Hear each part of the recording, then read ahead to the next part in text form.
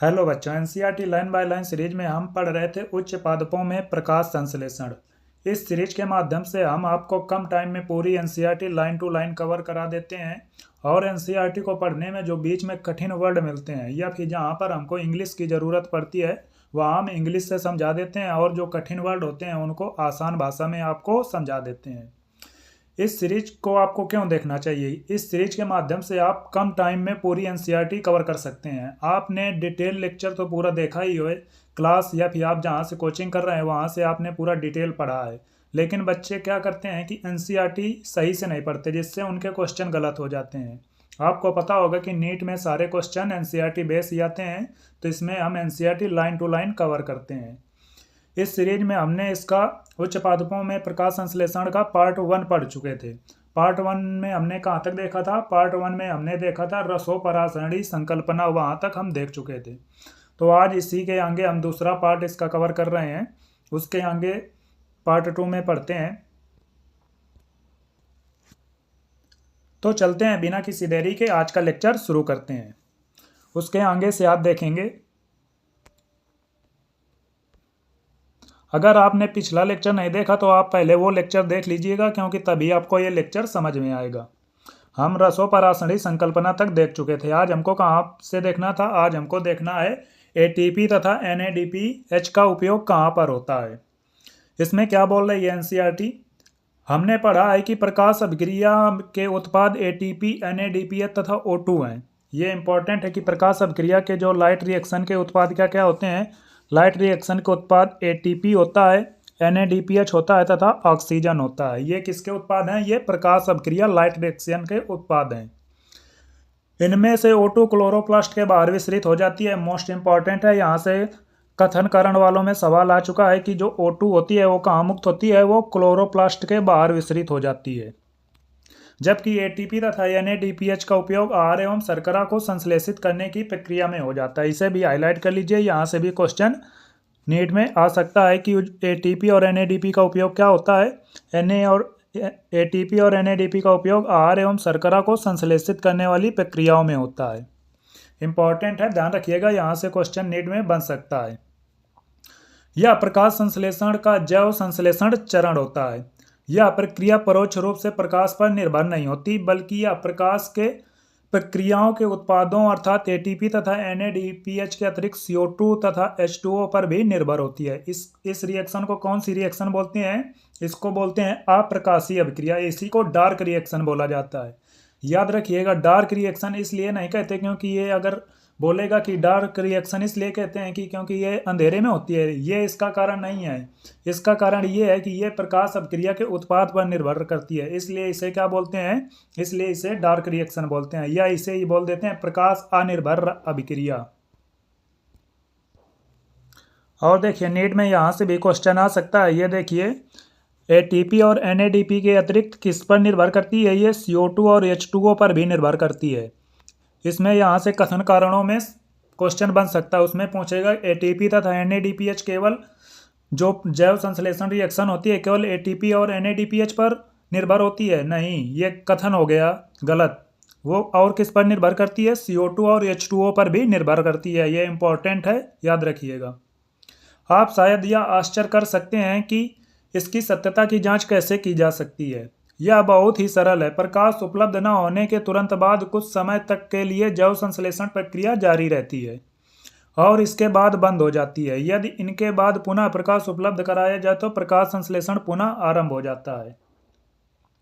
NCERT ये कह रही है कि मतलब यदि आप किसी पौधे को प्रकाश से थोड़ी देर दूर रख दें तो जो ये रिएक्शन अप्रकाशीय अभिक्रिया होती है, डार्क रिएक्शन होती है, ये कुछ समय तक प्रकाश अनुपलब्ध होने पर भी चालू रहती है, और बाद में जब उसे पुनः प्रकाश में रख दिया जाएगा तो ये पुनः आरंभ हो जाएगी। आगे बढ़ते हैं। आगे एनसीईआरटी क्या बोल रही है? अतः जैव संश्लेषण चरण को अप्रकाशीय अभिक्रिया बोलते हैं, डार्क रिएक्शन बोलते हैं। इनके नाम इंग्लिश हिंदी दोनों याद रखिएगा। अप्रकाशीय अभिक्रिया बोला जाता है, डार्क रिएक्शन बोला जाता है, जैव संश्लेषण अभिक्रिया इसे बोलते हैं, और इसी को क्या बोलते हैं? प्रकाश अनिर्भर अभिक्रिया। ये नाम है, ये सारे नाम याद रखिएगा, क्योंकि कभी कुछ नाम दे देता है, कभी कुछ नाम दे देता है। बोल रही है डार्क रिएक्शन कहना क्या एक मिथ्या है? अपने साथियों से इसके बीच चर्चा कीजिए। आइए अब देखें कि जैव संश्लेषण चरण में एटीपी तथा NADPH का उपयोग कैसे होता है। हम पहले देख चुके हैं कि H2O के साथ CO2 के मिलने से CH2O की पावर n ये क्या है, ग्लूकोज शर्करा है अथवा शर्करा उत्पादित होती है। यह वैज्ञानिकों की रुचि थी कि उन्होंने यह खोजा कि इस प्रक्रिया कैसे संपन्न होती है अथवा यह जाना कि CO2 के प्रतिक्रिया में आने से अथवा यौगिकीकृत होने से कौन सा पहला उत्पाद बनता है।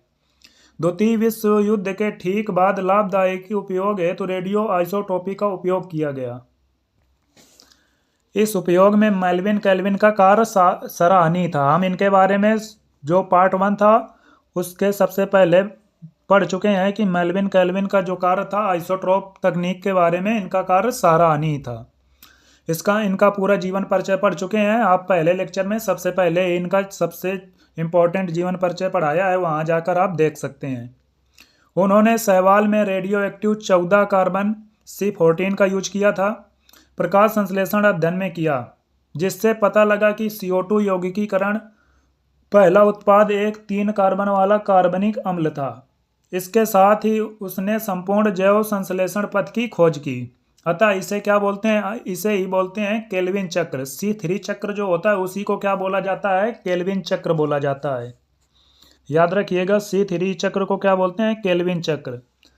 इस पहले उत्पाद का नाम क्या था, 3-फॉस्फोग्लिसरेलिक एसिड। याद रखिएगा, पहला उत्पाद जो 3 कार्बन का बना स्थायी उत्पाद, उसका क्या नाम था, 3-फॉस्फोग्लिसरेलिक अम्ल या 3-फॉस्फोग्लिसरेलिक एसिड, जिसे इंग्लिश में संक्षेप में क्या बोलते हैं, जिसे इंग्लिश में संक्षेप में बोला जाता है 3PGA। अब NCERT एक क्वेश्चन कर रही है कि इसमें कितने कार्बन परमाणु होते हैं। तो आपको पता होगा कि इसमें कितने कार्बन परमाणुओं का होता है, ये 3 कार्बन परमाणुओं का होता है। वैज्ञानिकों ने जानने का यह भी प्रयत्न किया कि क्या सभी पौधे CO2 यौगिकीकरण, जिसे स्थिरीकरण बोलते हैं, के बाद पहला उत्पाद PGA ही बनाते हैं अथवा फिर अन्य पौधे में कोई अन्य उत्पाद है। बहुत सारे पौधों में व्यापक शोध किए गए जहां पर CO2 के यौगिकीकरण का पहला स्थायी उत्पाद पुनः एक कार्बनिक अम्ल था, जिनमें कार्बन के 4 परमाणु थे। जिस पर 4 कार्बन के परमाणु मिल रहे थे उसे क्या बोला गया, OAA। इसका क्या नाम है, ऑक्जेलोएस्टिक एसिड। याद रखिएगा, ये कितने कार्बन का होता है, अक्सर पूछता है, 4 कार्बन का परमाणु होता है। ऑक्जेलोएस्टिक एसिड, इसी को क्या बोला जाता है, OAA बोला जाता है। यह देखिए आगे लिखा है OAA। तब से प्रकाश संश्लेषण के दौरान CO2 के स्वांगीकरण को 2 मुख्य विधियों से बताया गया। जिन पौधों में CO2 यौगिकीकरण का पहला उत्पाद C3 अम्ल बन रहा था, C3 अम्ल क्या बन रहा था, PGA बन रहा था, उसे C3 पथ कहा गया, जिसे केल्विन पथ भी बोला जाता है। जिसका पहला उत्पाद C4 अम्ल OAA बन रहा था, उसे C4 पथ कहा गया। इन दोनों समूहों के पौधे में कुछ अन्य अभिलक्षण भी होते हैं जिनकी चर्चा बाद में हम करेंगे। आगे NCERT बोल रही है CO2 के प्राथमिक ग्राही, मतलब CO2 को जो धारण करता है वो पहला ग्राही कौन सा होता है, उसके बारे में क्या बोल रही है NCERT। आइए अब हम अपने आप से एक प्रश्न पूछें, जिसे कि उन वैज्ञानिकों द्वारा पूछा गया था जो अप्रकाशीय अभिक्रिया को समझने के लिए संघर्ष कर रहे थे। उस अणु में कितने कार्बन परमाणु हैं जो CO2 को ग्राह्य करने के बाद 3 कार्बनिक यौगिक अर्थात PGA बनाते हैं। आगे NCERT क्या बोल रही है, अध्ययनों से पता लगा कि ग्राही अणु एक 5 कार्बन वाला कीटोस सुगर था, जिसका क्या नाम था, यह था राइबुलोज 1,5 बिसफास्फेट, जिसे संक्षेप में क्या बोलते हैं, RUBP बोलते हैं। क्या आप में से किसी ने इस संभावना के बारे में सोचा था? परेशान मत होइए, वैज्ञानिकों को भी इसे जानने में बहुत समय लगा और किसी निष्कर्ष पर पहुंचने से पहले बहुत सारे प्रयोग किए गए थे। उन्हें यह भी यकीन था कि चूंकि पहला उत्पाद C3 अम्ल था, अतः प्राथमिक ग्राही 2 कार्बन कंपाउंड यौगिक होगा। उन्होंने पहले 2 कार्बन कंपाउंड को पहचानने के लिए कई वर्ष तक प्रयत्न किया। अंततः उन्हें 5 कार्बन वाला RUBP की खोज में सफलता प्राप्त हुई। वैज्ञानिक यह समझ रहे थे कि 3 कार्बन का पीजीए बन रहा है तो जो कार्बन को होल्ड करता होगा वो 2 कार्बन का होगा, लेकिन वैज्ञानिकों को जब 5 कार्बन का आरयूबीपी मिला तो वो आश्चर्यचकित हो गए। उन्होंने सोचा कि ये 5 कार्बन का है तो बाकी के 2 कार्बन कहाँ चले गए। तो उसके बारे में आगे एनसीईआरटी बोल रही है। केल्विन चक्र के बारे में बता रही है। केल्विन तथा उसके सहकर्मियों ने संपूर्ण पथ का पता लगाया तथा बताया कि यह पथ एक चक्रीय क्रम में संचालित होता है जिसमें आरयूबीपी जो होता है वो पुनः उत्पादित होता है। आइए अब इससे देखें कि केल्विन पथ कैसे संचालित होता है और शर्करा कहाँ पर संश्लेषित होती है। आइए शुरू से ही हम स्पष्ट रूप से समझ लें कि केल्विन चक्र उन सभी पौधों में होता है जो प्रकाश संश्लेषण करते हैं। इसमें कोई फर्क नहीं पड़ता कि उनमें चाहे कौन सा पथ चल रहा हो, चाहे C3 चल रहा हो अथवा चाहे C4 या अन्य कोई। ये इंपॉर्टेंट है, मोस्ट इंपॉर्टेंट। यहाँ पर इन लाइनों में एनसीईआरटी क्या कहना चाह रही है कि जिन पौधों में प्रकाश संश्लेषण होता है उन सभी में C3 जो पथ है वो तो चलेगा ही, बाकी चाहे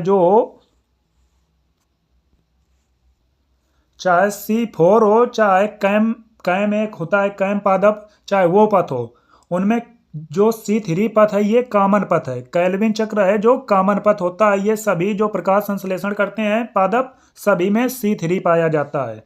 यहाँ पर ये बोल रही है एनसीईआरटी, इंपॉर्टेंट है। केल्विन चक्र के 3 स्टेप होते हैं। पहला होता है कार्बोक्सिलेशन, दूसरा कौन सा होता है अपचयन, और तीसरा होता है पुनरुद्भवन। कार्बोक्सिलेशन कार्बोक्सिलीकरण होता है, अपचयन को क्या बोलते हैं रिडक्शन बोलते हैं, और पुनरुद्भवन को इंग्लिश में क्या बोला जाता है रीजनरेशन बोला जाता है।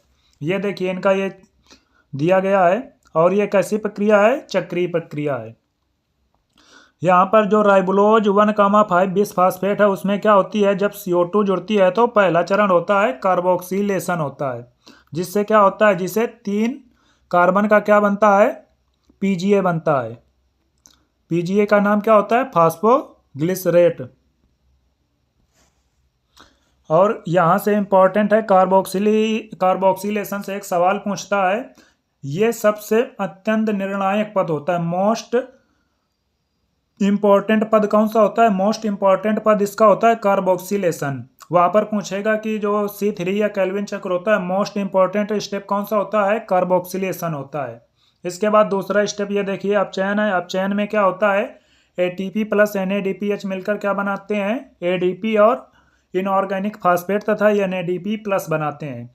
इसके बाद क्या बनती है ट्रायोज फास्फेट बनती है जो आगे चलकर शर्करा या स्टार्च बनाती है।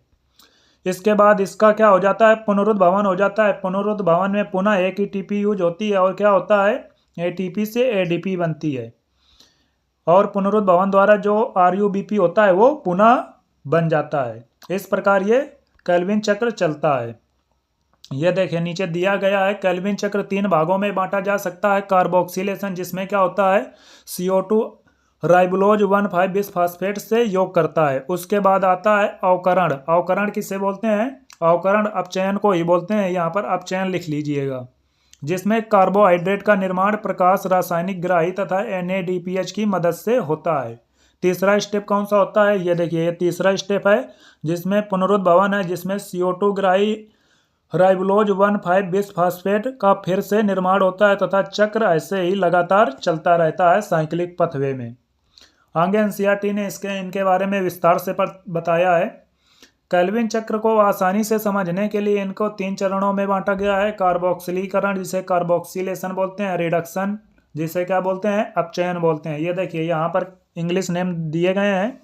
कई बच्चे बोलते हैं कि सर इंग्लिश नेम ना बताया करिए, केवल हिंदी में बताइए। ये देखिए हिंदी की एनसीईआरटी में इंग्लिश नेम भी दिए गए हैं, तो इससे क्या होता है पेपर में डायरेक्ट कभी कभी रिडक्शन रीजनरेशन ही दे देगा, जिससे आपको डाउट हो सकता है, इसलिए दोनों नेम याद रखिएगा। ये देखिए रिडक्शन दिया गया है, रीजनरेशन दिया गया, और ये कार्बोक्सिलेशन ये इंग्लिश नेम दिए गए हैं। पहला स्टेप कौन सा है पहला स्टेप है कार्बोक्सिलीकरण। इसमें क्या बोला गया है CO2 के यौगिकीकरण में एक स्थिर कार्बनिक मध्यस्थ बनता है। केल्विन चक्र में कार्बोक्सिलीकरण एक अत्यंत निर्णायक चरण होता है। देखिए यह दिया गया है कि जो कार्बोक्सिलीकरण होता है एक अत्यंत निर्णायक चरण होता है। यहाँ से क्वेश्चन पूछा गया है जहां RuBP के कार्बोक्सिलीकरण के लिए CO2 का उपयोग किया जाता है। CO2 का क्या होता है? CO2 का उपयोग होता है। यह प्रक्रिया एक एंजाइम द्वारा उत्प्रेरित होती है। उस एंजाइम को क्या बोलते हैं? उस एंजाइम का नाम है RuBP कार्बोक्सिलेज। ये इंपॉर्टेंट है, याद रखिएगा। किसके द्वारा यह प्रक्रिया होती है? कार्बोक्सिलीकरण। उस एंजाइम को बोलते हैं RuBP कार्बोक्सिलेज द्वारा उत्प्रेरित होती है ये एंजाइम, याद रखिएगा। जिसके परिणाम स्वरूप क्या होता है? 3PGA के 2 अणु बनते हैं। 3PGA के 2 अणु कैसे बनते हैं? देखिए, किस RuBP कितने कार्बन का था? RuBP था 5 कार्बन का, और इससे क्या हुआ? एक CO2 इसमें आकर और जुड़ गया। जब कार्बोक्सिलीकरण चरण हुआ तो एक CO2 आकर जुड़ गया, तो टोटल कितने हो गए कार्बन? 6 कार्बन हो गए। आप ऊपर पढ़ चुके हैं, एक PGA में कितने कार्बन के अणु होते हैं? 3 कार्बन के अणु होते हैं। इस प्रकार 6 कार्बन से कितने अणु बन जाएंगे PGA के? 6 कार्बन से 2 PGA के अणु बन जाएंगे। इस प्रकार याद रखिएगा। कैसे बनते हैं ये इंपॉर्टेंट है। कितने अणु बनते हैं? 2 अणु बनते हैं। आगे बोल रहे NCERT, चूंकि इस एंजाइम में एक ऑक्सीकरण की भी क्षमता होती है, अतः यह ज़्यादा उचित होगा कि हम इस एंजाइम को क्या बोलें? RuBP carboxylase oxygenase. जो ये RuBP होता है, ये ऑक्सीजन के साथ भी संयोग करता है और जो CO2 कार्बन डाइऑक्साइड होती है उसके साथ भी संयोग करता है। जब ये कार्बन डाइऑक्साइड के साथ संयोग करता है तो क्या बोलते हैं? RuBP कार्बोक्सिलेज बोलते हैं। जब ऑक्सीजन के साथ संयोग करता है तो इसे बोलते हैं RuBP ऑक्सीजिनेज। तो इसे संक्षिप्त दोनों को मिलाकर बोल दिया जाता है RuBP कार्बोक्सिलेज ऑक्सीजिनेज, जिसे संक्षेप में क्या बोलते हैं? रूबिस्को बोलते हैं। रूबिस्को इसी को बोलते हैं, ये याद रखिएगा। ये दोनों से क्रिया कर लेता है। इसके बाद दूसरा स्टेप है जिसे रिडक्शन अपचयन बोलते हैं। यह प्रक्रियाओं की एक श्रृंखला है। रिडक्शन क्या है? प्रक्रियाओं की एक श्रृंखला है, मतलब इसमें बहुत से स्टेप होते हैं। हाईलाइट कर लीजिए इसे। जिसमें ग्लूकोज बनता है। इस चरण में प्रत्येक CO2 अणु के स्थिरण हेतु ATP के 2 अणुओं का उपयोग होता है। इंपॉर्टेंट है, यहाँ से नीट में क्वेश्चन आ चुका है कि जो रिडक्शन अपचयन होता है उसमें क्या होता है? 2 ATP का उपयोग होता है फास्फोरिलेशन के लिए, तथा NADPH के 2 अणुओं का उपयोग होता है। किसके लिए? अपचयन के लिए होता है। पथ से ग्लूकोज के एक अणु को बनाने के लिए CO2 के 6 अणुओं के यौगिकीकरण तथा चक्रों की आवश्यकता होती है। इसके बाद अपना थर्ड स्टेप आता है जिसे क्या बोलते हैं? रीजेनरेशन, या इसी को क्या बोलते हैं? पुनरुद्भवन। इसमें क्या होता है? यदि चक्र को बिना बाधा के जारी रहना है तो CO2 ग्राही अणु RuBP का पुनरुद्भवन बहुत ही आवश्यक है। पुनरुद्भवन के चरण में RuBP गठन हेतु फास्फोरिलेशन के लिए एक ATP की आवश्यकता होती है। यह भी हाईलाइट कर लीजिए कि जो पुनरुद्भवन चरण होता है उसको संचालित करने के लिए एक ATP का यूज होता है। इसलिए केल्विन चक्र में CO2 के प्रत्येक अणु को प्रवेश के लिए ATP के 3 अणु तथा NADPH के 2 अणुओं की आवश्यकता होती है। देखिए पूरा 2 स्टेप कहाँ पर यूज हो गए? 2 ATP अपचयन में यूज हो गए और एक कहाँ पर हुआ? पुनरुद्भवन में। तो 3 ATP हो गए और 2 NADP के अणु की आवश्यकता होती है। अप्रकाश अपक्रिया में उपयोग होने वाले ATP और NADPH की संख्या में यह अंतर ही चक्रीय फास्फोरिलेशन को संपन्न कराने का कारण है। ग्लूकोज के एक अणु की रचना के लिए इस चक्र के 6 चक्रों की आवश्यकता होती है। ग्लूकोज के एक अणु बनाने के लिए कितने चक्रों की आवश्यकता होती है? 6 चक्रों की आवश्यकता होती है। यह पता करें कि केल्विन पथ के माध्यम से ग्लूकोज के एक अणु की रचना के लिए कितने ATP तथा NADPH के अणुओं की आवश्यकता होती है। आपको यह बात शायद समझने में मदद करेगी केल्विन चक्र के अंदर जाता है और क्या बाहर निकलता है।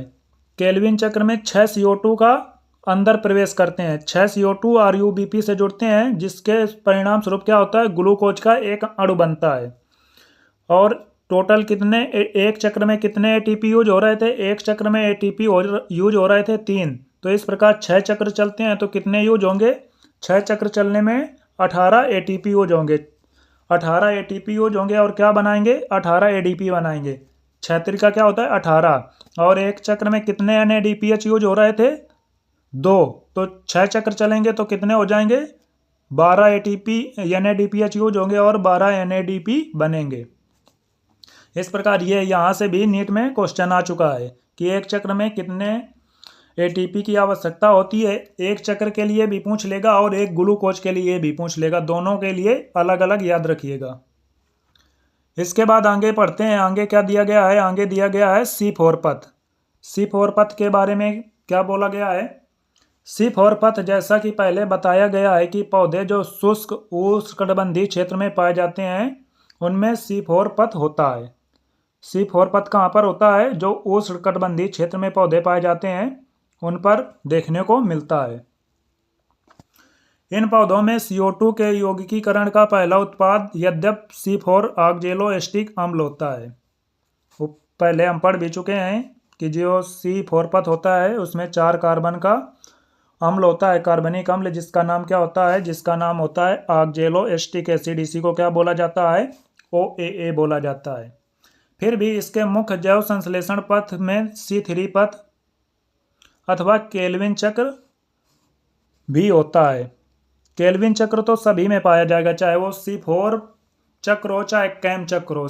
केल्विन चक्र कॉमन चक्र है, वो सभी जो प्रकाश संश्लेषण करते हैं सभी में उपस्थित ही होगा।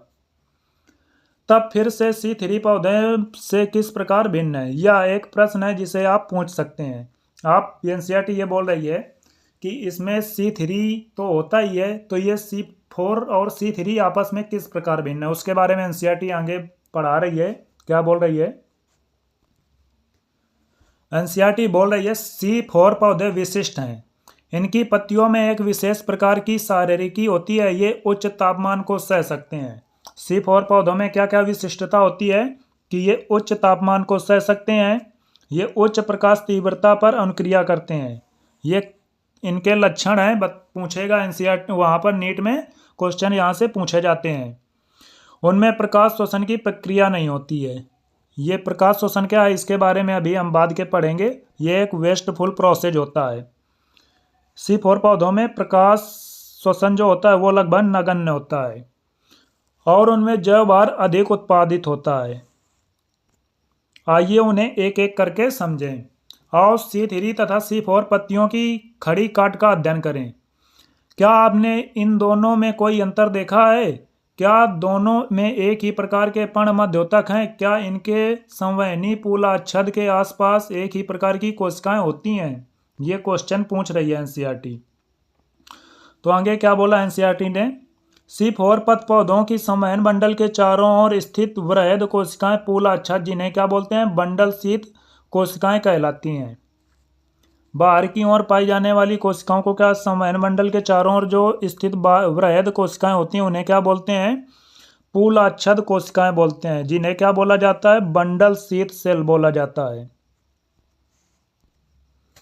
जो कहाँ पर स्थित होती हैं, जो संवहन मंडल के चारों ओर स्थित होती हैं, ये याद रखिएगा। और पत्तियां जिनमें ऐसी शरीर होती है उन्हें क्या बोलते हैं, क्रांज शरीर वाली पत्तियां बोलते हैं। क्रांज एनाटॉमी पाई जाती है। यहाँ क्रांज का अर्थ होता है छल्ला अथवा घेरा, ये इंपॉर्टेंट है, ये पूछा भी जा चुका है कि क्रांज का क्या अर्थ होता है, क्रांज का अर्थ होता है छल्ला या घेरा। ये नीट में क्वेश्चन आ चुका है, हाईलाइट कर लीजिए। चूंकि कोशिकाओं की व्यवस्था एक छल्ले के रूप में होती है, संवहन मंडल के आसपास मूलाच्छद कोशिकाओं की अनेक परतें होती हैं। इनमें बहुत अधिक संख्या में क्लोरोप्लास्ट होता है। जो मूलाच्छद कोशिकाएं होती हैं उनमें क्या पाया जाता है, अधिक मात्रा में क्लोरोप्लास्ट होता है। और इनकी भित्ति कैसी होती है, मोटी होती है और गैस के लिए अप्रवेश होती है, मतलब इनके आर पार गैस का आदान प्रदान नहीं होता है। इनमें अंतरकोशिकीय स्थान नहीं पाया जाता, अंतरकोशिकीय स्थान एब्सेंट होगा तभी गैस का आदान प्रदान नहीं हो सकता है। ये पूछेगा कि मूलाच्छद कोशिकाओं में कौन कौन से लक्षण होते हैं। पहला लक्षण हो गया कि जो क्लोरोप्लास्ट की संख्या होती है वो अधिक होती है। दूसरा लक्षण क्या हो गया, मोटी भित्ति पाई जाती है और गैसों का आदान प्रदान नहीं होता है। तीसरा लक्षण क्या हो गया, इनमें अंतरकोशिकीय स्थान एब्सेंट होता है। आप C4 पौधे जैसे मक्का अथवा ज्वार की पत्तियों के एक भाग काटों ताकि क्रांज शरीर एवं पर्णमध्योतक देख सकें। C4 पौधे के नाम पूछेगा।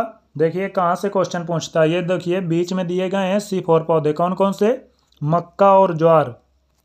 बोल रहा है कि इनकी पत्तियों को बीच से काटो ताकि क्रांज शरीर एवं पर्णमध्योतक को आप देख सकते हैं। आपने आसपास के विभिन्न स्पीशीज के पेड़ों की पत्तियां एकत्र करें और उनकी पत्तियों की खड़ी काट लें। सूक्ष्मदर्शी से इसके समान बंडल पुल के आसपास पुलाच्छद को देखें। अब ना ही किसी के पास सूक्ष्मदर्शी होगा, ना ही आप लोग इसे देख सकते हैं, तो आप इसे ऐसे ही रहने दीजिए। आगे बढ़ते हैं, आगे क्या बोल रहे हैं एनसीईआरटी। पुलाच्छद की उपस्थित C4 पौधे को पहचानने में आपकी सहायता करेगा।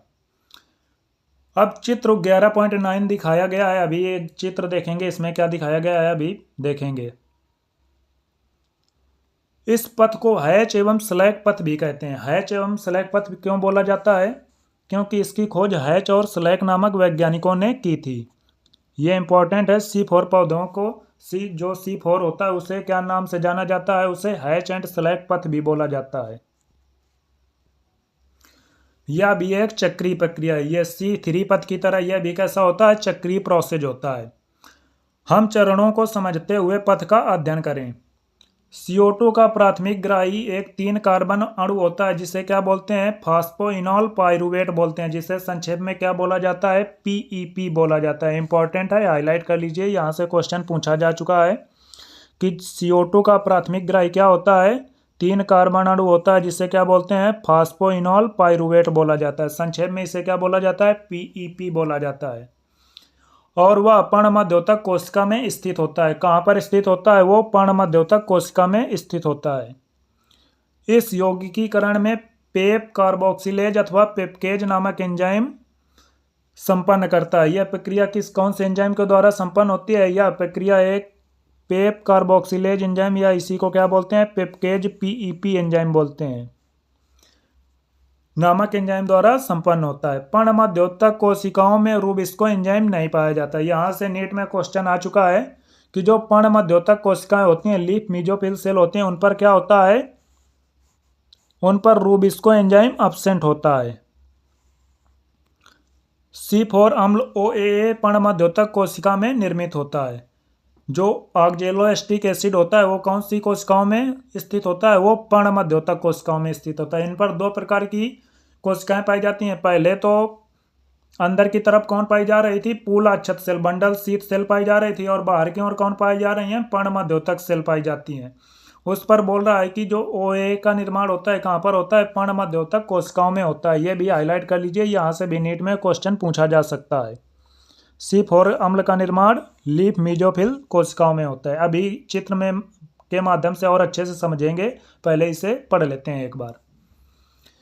इसके बाद ये पर्णमध्योतक कोशिका में अन्य 4 कार्बन वाले अम्ल जैसे मैलिक अम्ल और स्पार्टिक अम्ल बनाते हैं, जो कि पुलाच्छद कोशिकाओं में चले जाते हैं। ये मैलिक अम्ल और स्पार्टिक अम्ल कहाँ पर बनते हैं, ये बनते तो हैं पर्णमध्योतक कोशिकाओं में, लेकिन बाद में कहाँ चले जाते हैं, बाद में चले जाते हैं बंडल शीथ सेल में चले जाते हैं। ये ध्यान रखिएगा, बनते कहाँ पर हैं, पर्णमध्योतक कोशिकाओं में बनते हैं और बाद के बंडल शीथ सेल में चले जाते हैं।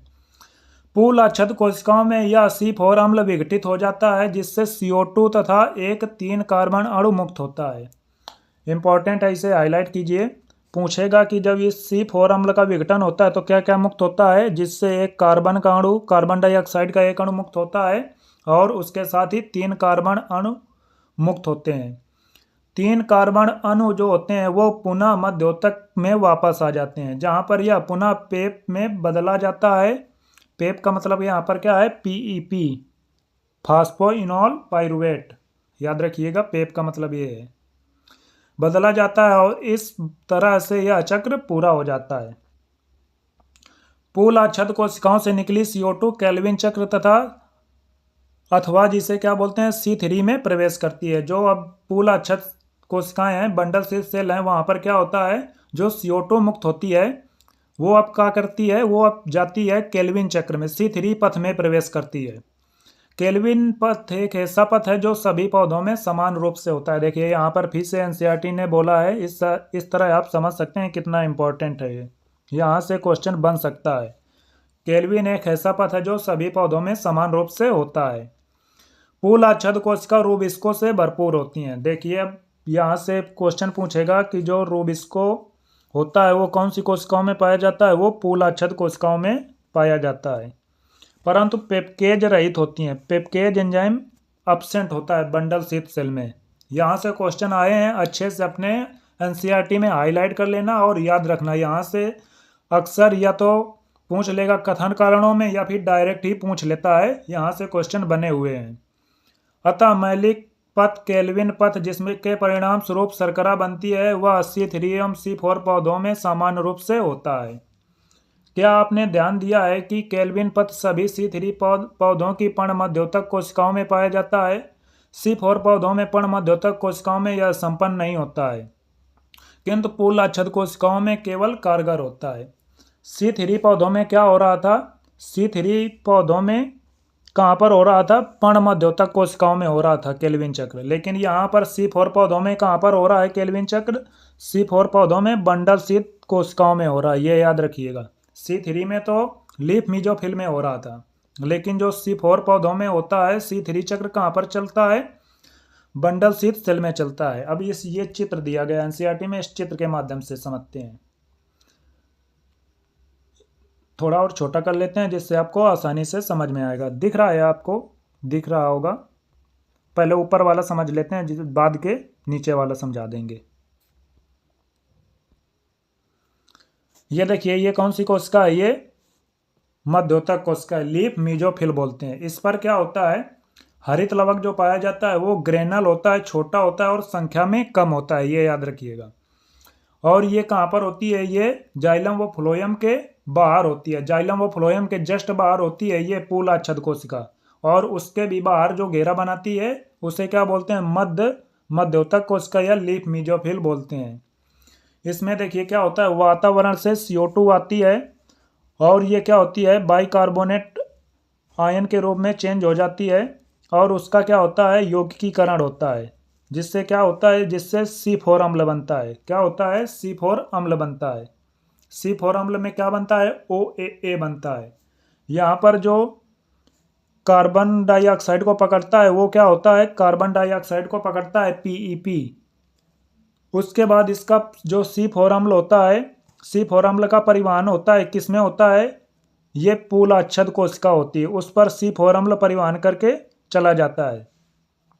ये देखिए यहाँ पर आ गया C4 अम्ल। इसके बाद इसका क्या होता है, डी कार्बोक्सिलेशन होता है। डी कार्बोक्सिलेशन में क्या होता है, एक तो C3 अम्ल बन जाता है, उसके बाद एक अणु जो होता है कार्बन डाइऑक्साइड का वो अलग हो जाता है। इसके बाद जो C3 अम्ल होता है वो परिवहन होकर क्या होता है, पुनः किस में पहुंच जाता है, लीफ मीजोफिल कोशिका में चला जाता है, और वहाँ पर इसका क्या हो जाता है, पुनरुद्भवन हो जाता है, जिससे ये किस में चेंज होता है, पुनः PEP में चेंज होता है, फास्फोइनॉल पाइरुवेट में चेंज हो जाता है, ये याद रखिएगा। और इसके बाद ये जो CO2 बची, ये CO2 क्या करती है, ये CO2 C3 चक्र में प्रवेश कर जाती है, और ये C3 चक्र यहाँ पर कौन सी कोशिका में हो रहा है, बंडल शीथ कोशिका में हो रहा है, जबकि वहाँ पर कौन सी कोशिका में हो रहा था, वहाँ पर मीजोफिल कोशिका में हो रहा था, C3 में, C3 जो प्लांट थे। और ये जो ये प्लांट है C4 प्लांट है, वहाँ पर जो केल्विन चक्र हो रहा है कौन सी कोशिका में हो रहा है, पूल आच्छादित कोशिका में हो रहा है। ये जो दिए गए हैं यहाँ से क्वेश्चन बहुत नीट में बने हैं। ये यौगिकीकरण हो गया, ये परिवहन हो गया, ये इनके याद रखिएगा। ये यहाँ पर क्या हो रहा है, डी कार्बोक्सिलेशन हो रहा है, और ये क्या है, ये देखिए CO2 है, और ये परिवहन हो रहा है, और ये C3 अम्ल पुनः वापस आ गया, और ये कौन सा स्टेप है, ये पुनरुद्भवन स्टेप है। इसके अलावा ये देखिए प्लाज्मा झिल्ली दी है, कोशिका भित्ति दी गई है। इसके बाद ये जीवद्रव तंतु हैं। जीवद्रव तंतु क्या होते हैं, इनके बीच पाए जाते हैं, जिससे इनका परिवहन होता है। इस प्रकार आप इस पूरे डायग्राम को अच्छे से याद कर लेना। ये अक्सर नीट में या ये डायग्राम ही पूरा आ जाता है। ये डायग्राम बहुत इंपॉर्टेंट है। इस प्रकार आप C4 चक्र को आसानी से समझ सकते हैं। काफ़ी आसान प्रोसेस है। और ये जो यहाँ पर क्या बोला गया था, पूल आच्छादित कोशिकाएं हैं, यहाँ पर जो होता है हरित लवक होता है, कैसा होता है, एक ग्रेनल होता है, बड़ा होता है, और संख्या में क्या होता है, ज़्यादा होता है। इसी पर क्या होता है, यहाँ पर पेपकेज एंजाइम अब्सेंट होता है, रूबिस्को यहाँ पर पाया जाता है। और गैसों के लिए कैसी होती है, ये इम्परमिएबल होती है, अपारगम होती है। और यहाँ पर क्या होता है, यहाँ पर जो रूबिस्को होता है वो एब्सेंट होता है, और यहाँ पर क्या होता है, पेप्टेज एंजाइम वो पाया जाता है। जल का विखंडन पूछेगा, कभी कभी पूछ लेता है नीट में क्वेश्चन कि जल का विखंडन कहाँ पर होता है। जल का विखंडन होता है पर्ण मध्योतक कोशिका में, यहीं पर पीएस फर्स्ट और पीएस सेकंड दोनों पाए जाते हैं। जबकि जो ये बाद वाली कोशिका है पूल अच्छद कोशिका, इसमें क्या होता है, इसमें केवल पीएस फर्स्ट प्रेजेंट होता है। आगे बढ़ते हैं। आगे एनसीईआरटी ने क्या बोला है, प्रकाश श्वसन फोटो रिस्पिरेशन के बारे में पढ़ा रही है। ये क्या होता है, ये एक वेस्टफुल प्रोसेस होता है। इसे कभी कभी C2 चक्र भी बोल देते हैं। कहीं कहीं पर लिखा आ जाएगा C2 चक्र, तो आप डिस्टर्ब ना होइएगा। C2 चक्र इसी को बोलते हैं, प्रकाश श्वसन को ही बोला जाता है C2 चक्र। आप साइड में लिख लीजिए, C2 चक्र किसे बोलते हैं, प्रकाश श्वसन को ही बोलते हैं, फोटो रिस्पिरेशन को ही बोलते हैं। इसके बारे में एनसीईआरटी क्या बोल रही है, इसके बारे में एनसीईआरटी ने बताया है। आइए हम एक और प्रक्रिया प्रकाश श्वसन को जानने का प्रयत्न करते हैं, जो C3 एवं C4 पौधों में महत्वपूर्ण अंतर करती है। पहला क्वेश्चन तो यहीं से आता है कि आप C3 और C4 पौधों को किस प्रकार अलग कर सकते हैं।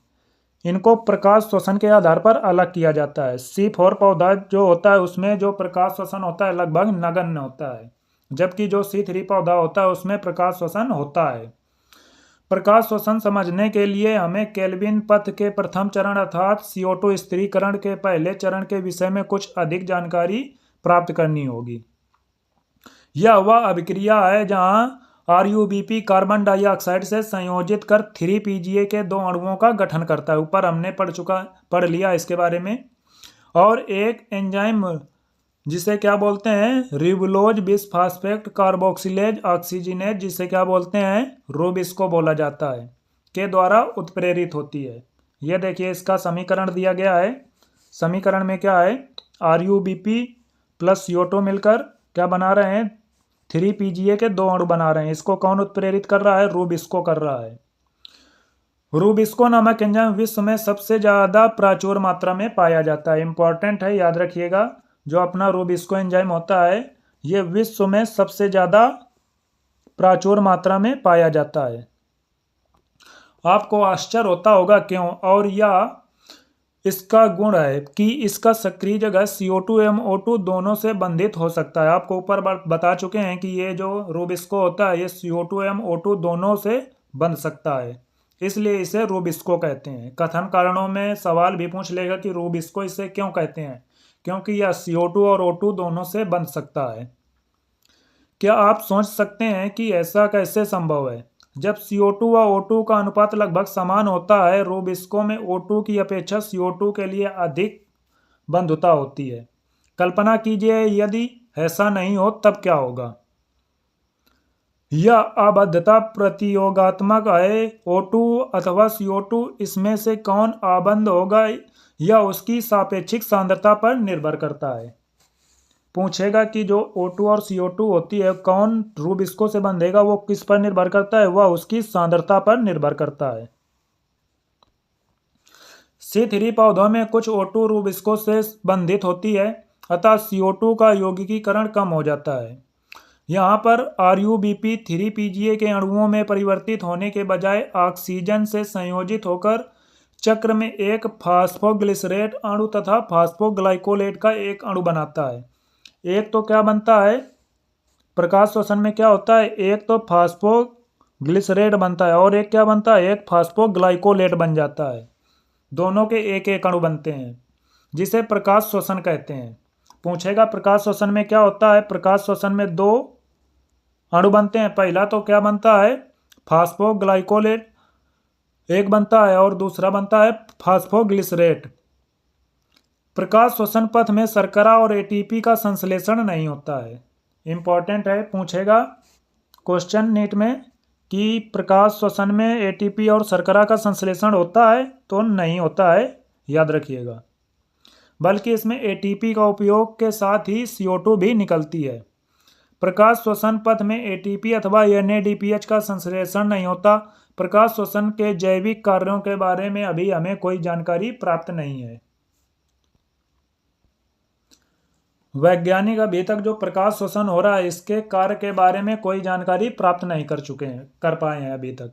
इसकी एक दशा होती है प्रकाश संश्लेषण। प्रकाश शोषण जो होता है कब होता है? प्रकाश शोषण तभी होगा जब O2 की सांद्रता बहुत ज़्यादा हो और CO2 की सांद्रता कम हो, और इसके लिए ताप भी अधिक होना चाहिए तथा प्रकाश की तीव्रता भी अधिक होना चाहिए।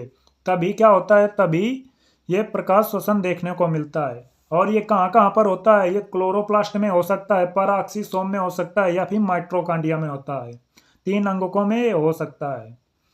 यह एक वेस्टफुल प्रोसेस है, जैसा कि पहले बता ही चुके हैं। इसमें क्या होता है? 25% CO2 की हानि हो जाती है।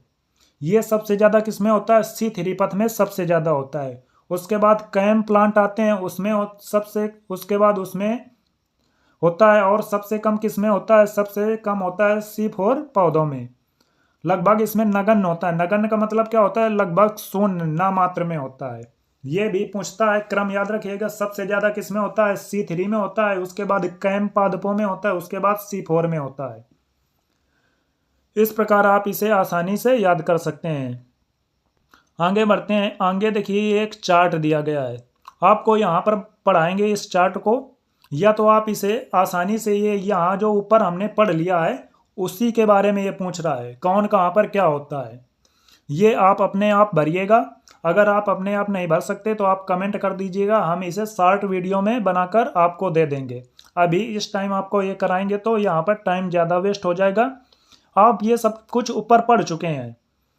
देखिए जैसे पूछ रहा है क्या पौधों में रूबिस्को होता है, कौन से पौधों में होता है, C3 में होता है, C4 में होता है। आप ये सब कुछ ऊपर पढ़ चुके हैं। ये एक टाइप से क्या है? क्वेश्चन है। इसे पहले आप अपने मन से कीजिएगा, या फिर आपको नहीं आता है या फिर कोई दिक्कत हो रही तो आप हमें कमेंट करके बता दीजिएगा, जिससे हम इसका अलग एक शॉर्ट वीडियो बना देंगे। लगभग 3 मिनट में ये ख़त्म हो जाएगा, शॉर्ट वीडियो में आ जाएगा, तो आपको शॉर्ट वीडियो के रूप में प्रोवाइड करा देंगे। पहले आप इसे अपने मन से कीजिएगा, जो हम ऊपर पढ़ चुके हैं उसी से रिलेटेड है। आगे बढ़ते हैं। आगे एनसीईआरटी क्या बोल रही है? C4 पौधे में प्रकाश शोषण नहीं होता है। देखिए नगण्य पहले ही बता चुके हैं, और यहाँ भी एनसीईआरटी ने लिख भी दिया है कि C4 पौधे जो होते हैं प्रकाश शोषण नहीं होता है। इसका कारण यह है कि इनमें एक ऐसी प्रणाली होती है जो एंजाइम स्थल पर CO2 की सांद्रता को बढ़ा देती है। ऐसा तब होता है जब पर्णमध्योतक का C4 अम्ल पूल अच्छद में टूटकर CO2 मुक्त करता है, जिसके परिणाम स्वरूप क्या होता है? CO2 की अंतराकोश की सांद्रता बढ़ जाती है। इससे यह सुनिश्चित हो जाता है कि रूबिस्को कार्बोक्सिलेज के रूप में कार्य करता है, जिससे इसकी ऑक्सीजनेज के रूप में कार्य करने की क्षमता कम हो जाती है। अब आप जानते हैं कि C4 पौधों में प्रकाश शोषण नहीं होता है। अब संभवतः आप समझ गए होंगे कि इन पौधों में की उत्पादकता या उत्पादन क्षमता ज़्यादा क्यों होती है। ऊपर बताया था कि C4 पौधे जो होते हैं उनकी उत्पादन क्षमता या उत्पादकता ज़्यादा होती है। तो अब एनसीईआरटी बोल रही है कि आप समझ चुके होंगे क्यों इनकी उत्पादकता या उत्पादन क्षमता ज़्यादा होती है, क्योंकि इनमें प्रकाश शोषण नहीं होता है, इसलिए ज़्यादा होती है। इसके अतिरिक्त ये पौधे उच्च तापमान को सहन कर सकते हैं। ये ऊपर हमने पढ़ा दिया आपको। उपयुक्त परिचर्चा के आधार पर क्या आप उन पौधों की तुलना कर सकते हो जिनमें C3 तथा C4 पथ होता है? आप दी गई तालिका का उपयोग कर आवश्यक सूचनाओं को भरें। जो ऊपर तालिका है उसी के बारे में बोल रहा है, आप उसे एक बार भरिएगा। अगर नहीं आता तो आप हमें कमेंट करके बता दीजिएगा, हम आपको पूरी करवा देंगे। अब आगे एनसीईआरटी बोल रही है प्रकाश संश्लेषण को प्रभावित करने वाले कारक। प्रकाश संश्लेषण को कौन कौन से कारक प्रभावित कर सकते हैं? प्रकाश संश्लेषण को प्रभावित करने वाले कारकों के विषय में जानना बहुत आवश्यक है। प्रकाश संश्लेषण की दर पौधे एवं फसली पादपों के उत्पादन जानने में अत्यंत ही महत्वपूर्ण है। प्रकाश संश्लेषण कई कारकों से प्रभावित होता है जो बाह्य तथा आंतरिक दोनों हो सकते हैं। मोस्ट इंपॉर्टेंट क्वेश्चन है। बच्चे क्या करते हैं, ये छोटी छोटी क्वेश्चन ध्यान नहीं देते हैं, और यहीं से क्वेश्चन बनता है कि प्रकाश संश्लेषण कई कारकों से प्रभावित हो सकता है जो बाह्य व आंतरिक दोनों हो सकते हैं। बाह्य भी हो सकता है और आंतरिक भी हो सकता है। बाह्य आंतरिक दोनों हो सकते हैं, दोनों के द्वारा ये प्रभावित होता है। पादप कारकों में संख्या, आकृति, आयु तथा पत्तियों का विन्यास, पर्णमध्योतक कोशिका तथा क्लोरोप्लास्ट, आंतरिक CO2 की सांद्रता और क्लोरोफिल की मात्रा आदि इनके कारक हो सकते हैं। पादप अथवा आंतरिक कारक पौधों की वृद्धि तथा आनुवंशिक पूर्वानुकूलता पर निर्भर करते हैं। बाह्य कारक कौन कौन से हैं? बाह्य कारक में सूर्य का प्रकाश हो गया, ताप हो गया, CO2 की सांद्रता तथा जल। क्वेश्चन पूछेगा बाह्य कारक कौन कौन से होते हैं? सूर्य का प्रकाश हो गया, तापमान हो गया, CO2 की सांद्रता हो गई और जल हो गया। ये कैसे होते हैं? बाह्य कारक होते हैं। CO2 जो होती है ये आंतरिक कारक के रूप में भी कार्य करती है। याद रखिएगा, CO2 की जो सांद्रता होती है, जो आंतरिक सांद्रता होती है, वो भी इस पर डिपेंड करती है। पादप की प्रकाश संश्लेषण प्रक्रिया में ये सभी कारक एक समय में साथ साथ ही प्रभाव डालते हैं। यद्यपि बहुत सारे कारक परस्पर क्रिया करते हैं तथा साथ साथ प्रकाश संश्लेषण अथवा CO2 के यौगिकीकरण को प्रभावित करते हैं, फिर भी प्रायः इनमें से कोई भी एक कारक इसकी दर को प्रभावित अथवा सीमित करने का मुख्य कारण बन जाता है। अतः किसी भी समय पर उपानुकूलतम स्तर पर उपलब्ध कारक द्वारा प्रकाश संश्लेषण की दर का निर्धारण होता है। जब अनेक कारक किसी जैव रासायनिक प्रक्रिया को प्रभावित करते हैं तो ब्लैकमैन का नियम, जो कब दिया था? 1905 में दिया था, जिसे क्या बोलते हैं? लॉ ऑफ लिमिटिंग फैक्टर बोलते हैं, लागू होता है। इंपॉर्टेंट है, लॉ ऑफ लिमिटिंग फैक्टर किसने दिया था? ब्लैकमैन ने दिया था। कब दिया था? 1905 ईस्वी में दिया था। इनके अनुसार यदि कोई रासायनिक प्रक्रिया एक से अधिक कारकों द्वारा प्रभावित होती है तो इसकी दर का निर्धारण उस समीपस्थ कारक द्वारा होगा जो कि न्यूनतम मान या मूल्य वाला हो। अगर उस कारक की मात्रा बदल दी जाए तो कारक प्रक्रिया पर सीधे प्रभाव करता है। इस नियम को एक आसानी से आप घरेलू उससे समझ सकते हैं। मान लीजिए आपको चाय बनाना है। चाय बनाने के लिए क्या क्या आवश्यकता होती है? चाय बनाने के लिए हमें चाय पत्ती चाहिए, चीनी चाहिए, दूध चाहिए। ये मुख्य सबस्ट्रेंट है, ये चाहिए। आपके पास चीनी 2 बोरे है और दूध जो है वो 50 लीटर है और जो चाय पत्ती है वो सिर्फ कितनी है? 10 रुपए की पैकेट में जो आती है सिर्फ उतनी है। तो आप किस अनुसार चाय बना सकते हैं? आप पूरी, जो आपके पास 2 बोरी चीनी है उससे चाय पूरी बना सकते हैं, या फिर आपके पास जितनी चाय पत्ती है सिर्फ उतनी ही चाय बना सकते हैं। यहाँ पर जो चाय पत्ती है वो सीमाकारी कारक के रूप में कार्य कर रही है, मतलब सबसे जो कम है वही उसी के अनुसार रिएक्शन चलेगी। ये नियम ये है, आप आसानी से याद कर सकते हैं।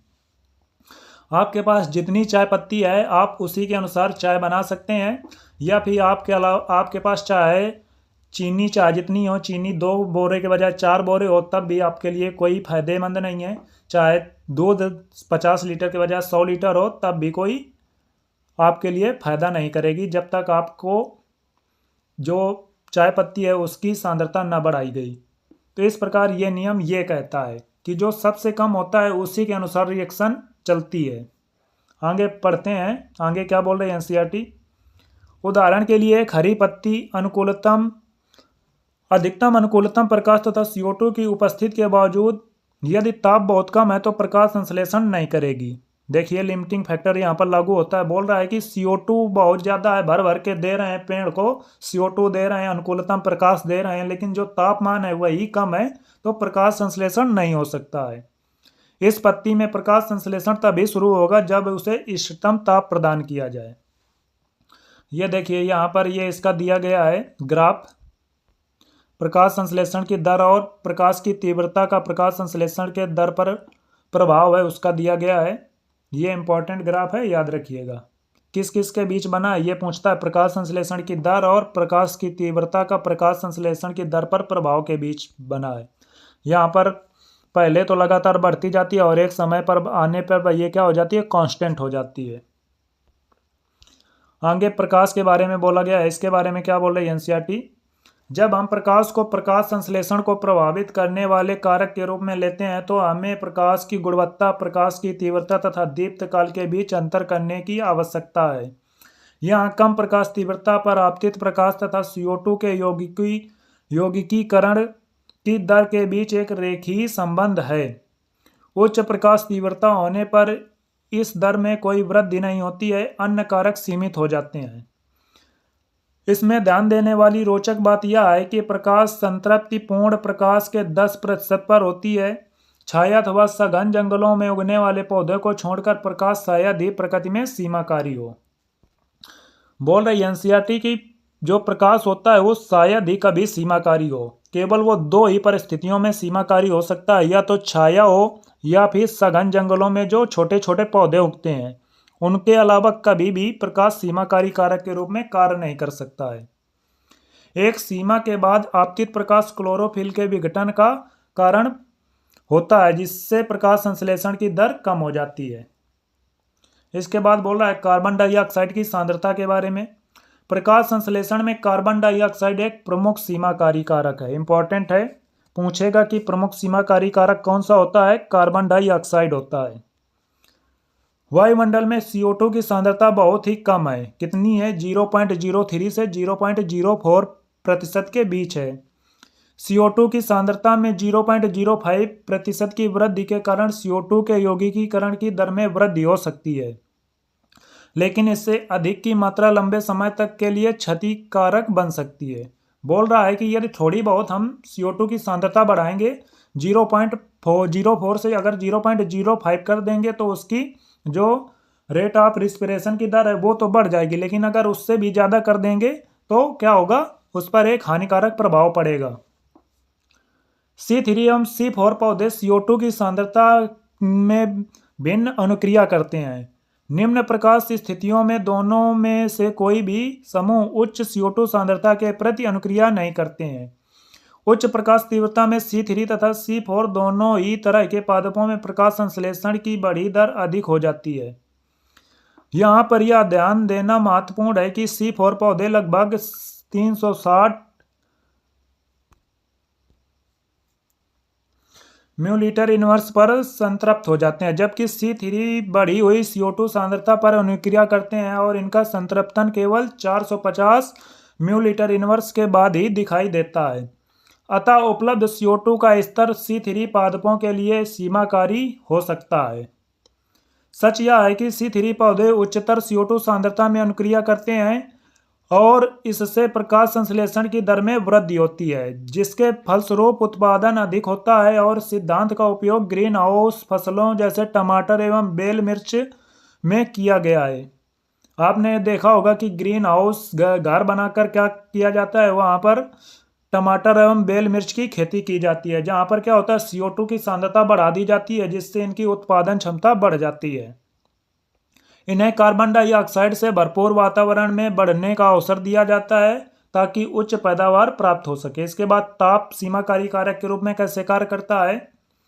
अप्रकाशीय अभिक्रिया एंजाइम पर निर्भर करती है, इसलिए ताप द्वारा नियंत्रित होती है। यद्यपि प्रकाश अभिक्रिया भी ताप संवेदी होती है, लेकिन उस पर ताप का काफी कम प्रभाव होता है। C4 पौधे उच्च ताप पर अनुक्रिया करते हैं तथा उनमें प्रकाश संश्लेषण की दर भी उच्च होती है, जबकि C3 पौधे के लिए इष्टतम ताप कम होता है। विभिन्न पौधों के प्रकाश संश्लेषण के लिए इष्टतम ताप उनके अनुकूलित आवास पर निर्भर करता है। उष्णकटिबंधीय पौधों के लिए इष्टतम ताप उच्च होता है। समशीतोष्ण जलवायु में उगने वाले पौधों के लिए एक अपेक्षाकृत कम ताप की आवश्यकता होती है। इसके बाद जल सीमाकारी रूप में कैसे काम करता है? यद्यपि प्रकाश अभिक्रिया में जल एक महत्वपूर्ण प्रतिक्रिया अभिकारक है, तथापि कारक के रूप में जल का प्रभाव पूरे पादप पूरे पादप पर पड़ता है, न कि सीधे प्रकाश संश्लेषण पर। बोल रही है कि जो जल होता है वो अगर कम या फिर ज्यादा हो जाता है तो उसका प्रभाव पूरे पादप पर पड़ता है, न कि केवल प्रकाश संश्लेषण की प्रक्रिया पर।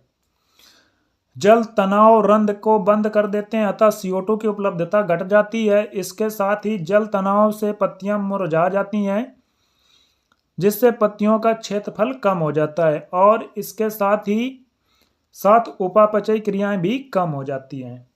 इस प्रकार लगभग 55 मिनट में हमने क्या किया, इसका पार्ट 2 पूरा कंप्लीट कर चुके हैं।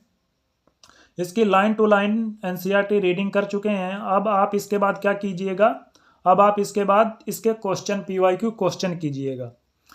हमने पूरी NCERT को लाइन टू लाइन कवर किया है। आप जब PYQ क्वेश्चन करेंगे ना तो आपके पूरे PYQ आसानी से बन जाएंगे। अगर आपने इस वीडियो को लेक्चर को अच्छी तरह ध्यान से देखा है और अपने NCERT में हाईलाइट किया है तो आपके पूरे PYQ क्वेश्चन आसानी से बन जाएंगे। कोई भी PYQ क्वेश्चन आपका गलत नहीं होगा।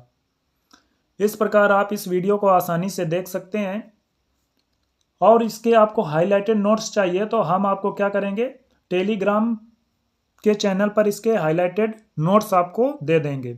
आप उसकी लिंक इस वीडियो के डिस्क्रिप्शन में देख सकते हैं। और हमारा एक व्हाट्सएप चैनल भी है, उसकी लिंक भी हम डिस्क्रिप्शन में दे देंगे। वहाँ पर भी नीट से रिलेटेड कंटेंट डालते रहते हैं, तो आप हमारा व्हाट्सएप चैनल भी ज्वाइन कर सकते हैं। इस प्रकार आपको यह वीडियो पसंद आया होगा।